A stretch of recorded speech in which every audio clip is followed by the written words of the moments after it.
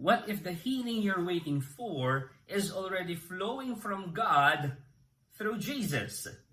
Be sure na patapusin mo ang video na to para malaman mo ang one big powerful message ni Lord sa iyo that can change your life.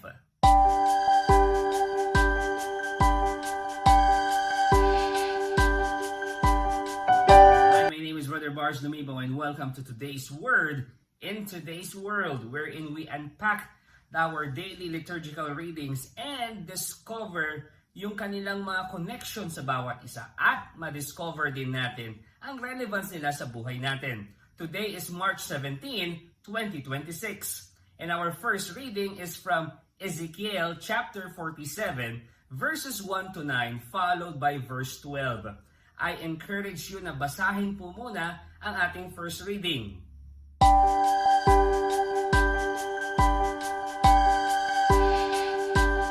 In today's first reading, the prophet nag-describe ng isang vision ng tubig na nagfo-flow galing sa isang temple na nagsimula bilang isang maliit na sapa hanggang unti-unting lumalim at naging powerful river na nagbibigay buhay kahit saan ito pumunta, even transforming the salty waters of the sea so that fish abound and trees grow along its banks bearing fruit every month. Metaphorically, yung ilog na tinutukoy dito represents the life-giving presence and grace of God flowing from His dwelling place to the whole world. It reminds us that when God's Spirit moves, it brings healing, it brings renewal, it brings restoration to the places that were once dry, barren, or lifeless. In today's world, many hearts and communities experience spiritual dryness. Meron ding brokenness na na-experience. Meron ding despair na na-experience. Yet, this vision assures us that when we allow God's presence to flow into our lives, He can transform what is wounded into something fruitful and alive again. Like the ever-deepening river, God's grace continues to expand and reach farther than we expect, touching lives and restoring hope. Ito pang first reading natin, ini-invite tayo na hindi lang mag-receive ng living water na galing sa Diyos, but also to become channels of God's compassion, God's kindness, and God's healing so that others may also experience the life that comes from Him.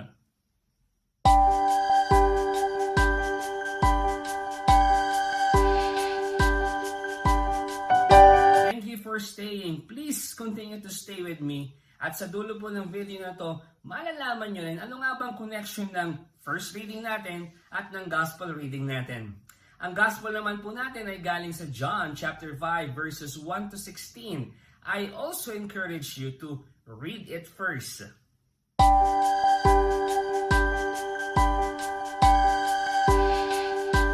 In today's gospel reading, si Jesus dumalaw sa isang pool na ang tawag Bethesda, kung saan dito sa pool na to, marami ang may sakit, bulag at paralisadong tao na naghihintay, umaasa sa paggaling nila. At isa sa kanila ay isang lalaki na paralisado for 38 years. Now, seeing his long suffering, Jesus compassionately asked him if he wanted to be made well. When the man expressed his helplessness, simple lang ang sinabi ni Jesus sa kanya. Ang sabi ni Jesus, stand up, take your mat, and walk. And immediately, the man was healed. This passage shows the power and mercy of Jesus, who sees the suffering that others may overlook and brings healing even when hope seems almost gone. It also highlights a tension in the story. Yung gospel reading natin, ano yung nangyaring tension doon? Ito po, the healing happened on the Sabbath. And instead of rejoicing at the miracle na nakita nila, yung ibang mga religious leaders criticized the man carrying his mat. On the other hand, many of our brothers and sisters sincerely pray to God for healing. Yet, some of them still die. Pero ito ay hindi dahil hindi nangangahulugan na ang Diyos hindi pinakinggan ang dasal nila o kaya naman hindi ito nangangahulugan na mahinang pananampalataya nila. Pakinggan niyo po ito. In the Christian understanding, God's response to prayer is not always physical healing we hope for, but God always responds according to His greater wisdom and loving purpose. Kahit sa ministry nga ni Jesus hindi lahat ng may sakit gumaling physically. Pero ang misyon ni Jesus ay magbigay ng salvation at eternal life sa mga tao, which is the deepest form of healing. Moreover, the healing of the paralytic reveals the compassion and power of Christ, but it also points beyond physical healing to a restoration of the whole person. Doon po sa mga nagdasal ng healing, pero hindi nagkaroon ng physical healing and eventually namayapa, naniniwala tayo that God's healing may come in another form, the healing of eternal life in His presence. Physical life on earth is temporary, but God promises a life that will never end. Sometimes God heals the body. Other times He grants the grace to endure suffering and finally welcomes His children into a place where pain and death no longer exist. In today's world, our gospel reading reminds us that prayer is not a transaction. Ibig sabihin, hindi tayo pwedeng mag-demand ng specific na resulta galing sa Diyos. Rather, prayer is an act of trust and surrender. Surrender pati sa resulta. Yun po yung prayer. We pray with faith for healing. We care for the sick with compassion. And we entrust every life to God's loving will.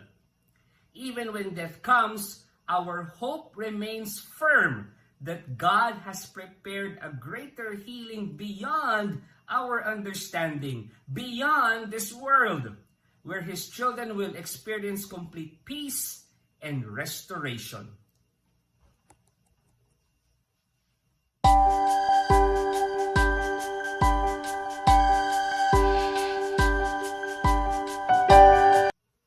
Now, let's tie the first reading and the gospel.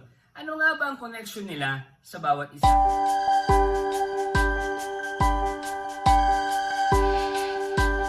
The first reading from Ezekiel chapter 47 verses 1 to 9 followed by verse 12 shows the life-giving river flowing from God's temple that brings healing, restoration, and new life wherever it reaches.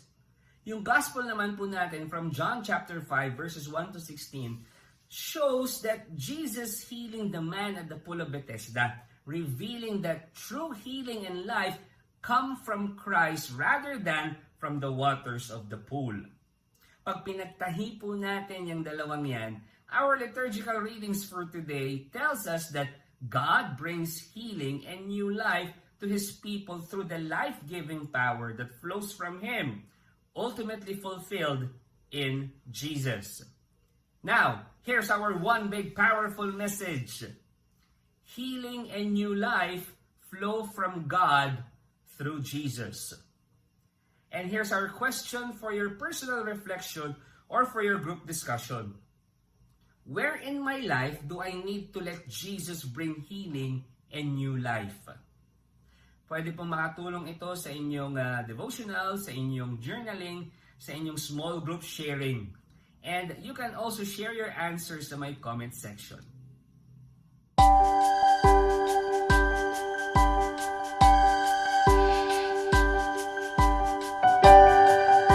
Friends, if you are blessed by this episode, can I ask a favor? Okay lang po ba na pakishare din po ito sa mga kakilala ninyo, kamag-anak nyo, kapamilya ninyo, kaibigan ninyo. Or i-share nyo rin po ito sa inyong social media accounts. At kung okay lang din po sa inyo, paki-follow rin po ako sa aking YouTube channel for more motivation and inspiration plus action. I'll see you again tomorrow dito po sa Today's Word in Today's World. God bless you more. Mama Mary loves you.